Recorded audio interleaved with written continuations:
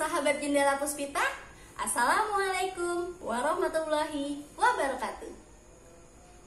Pada kesempatan kali ini, saya ingin menjawab pertanyaan daripada peserta atau mungkin para penulis cerita anak umumnya. Ada nggak sih bedanya ketika kita menulis cerita untuk usia sasaran umum atau mungkin dengan menulis cerita anak? Secara unsur intrinsik itu hampir tidak ada bedanya.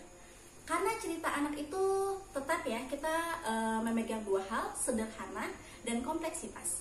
Di kompleksitas ini kita tetap membangun unsur intrinsik dan juga memperhatikan nilai-nilai estetik di dalam karya tersebut. Berdasarkan berbagai sumber, kita bisa mengkaji bahwa unsur intrinsik merupakan unsur-unsur yang membangun dalam cerita itu sendiri. Ada lantai, ada pondasi, ada atap, dan mungkin ada penunjang-penunjang lainnya untuk membangun sebuah rumah. Begitu juga dengan membangun sebuah cerita. Kita butuh yang pertama namanya tema. Tema di sini ide atau gagasan pokok.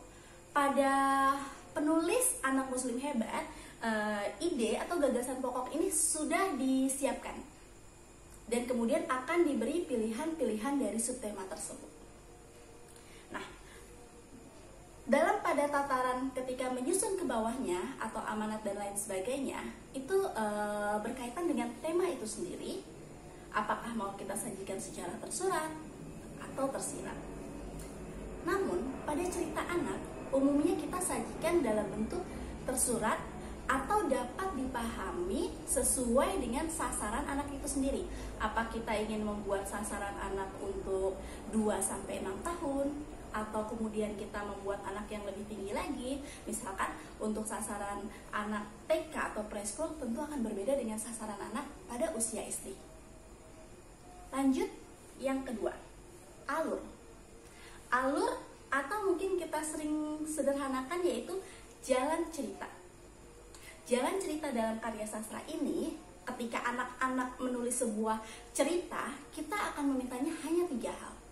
Awal cerita, inti cerita, akhir cerita.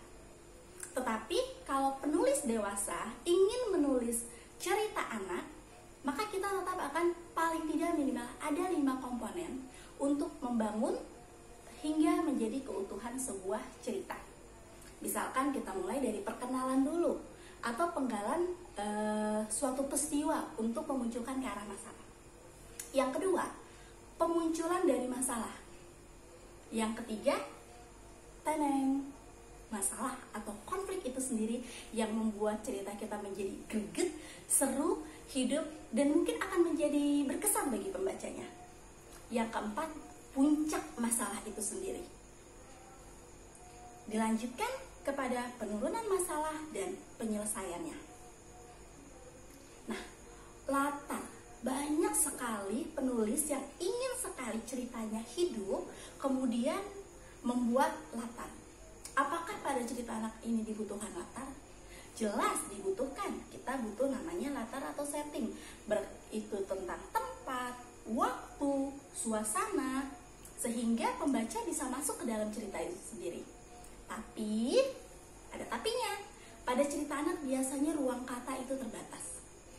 Jadi, kita boleh memunculkan latar, tetapi jangan sampai menghabiskan ruang kata, karena itu akan membuat anak-anak menjadi jenuh atau bosan ketika membacanya.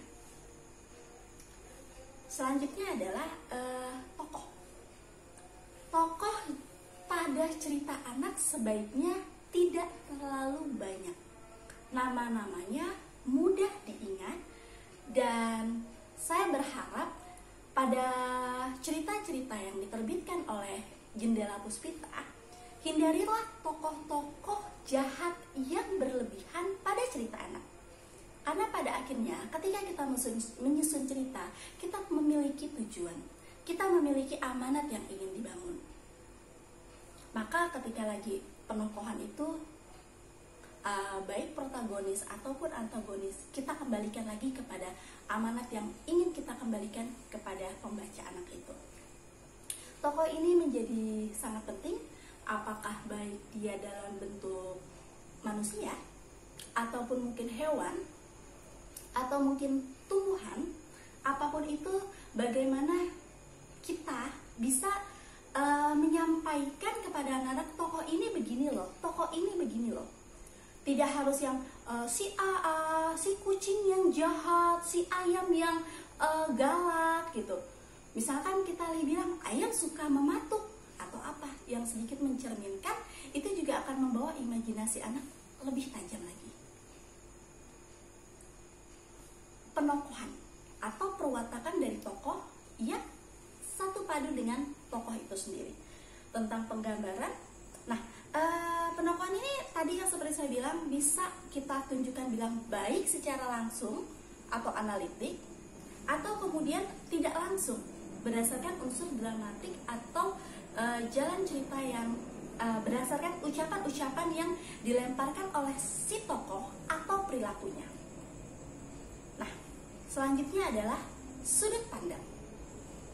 Ada sudut pandang orang pertama di mana penulis atau pengarang itu menunjukkan sebagai aku atau sebagai dari tokoh utama di jalan cerita itu sendiri. Atau mungkin sudut pandang orang ketiga, seperti menunjuk mereka, dia, dan lain sebagainya. Tetapi kalau pada cerita anak, itu dikembalikan kepada penulis, namun kebanyakan memang memilih pada tokoh ketiga, pada aku sebagai orang ketiga. Tapi itu semua ada di tangan penulis bagaimana mengelolanya. Dan saya percaya, yakin bahwa kita semua kalau berjuang atau berusaha benar-benar, tidak ada kata penulis jelek, tetapi adalah penulis yang mau belajar dan berusaha memberikan yang terbaik. Itu saja dari saya. Sampai jumpa. Salam Jendela Puspita. Wassalamualaikum warahmatullahi wabarakatuh.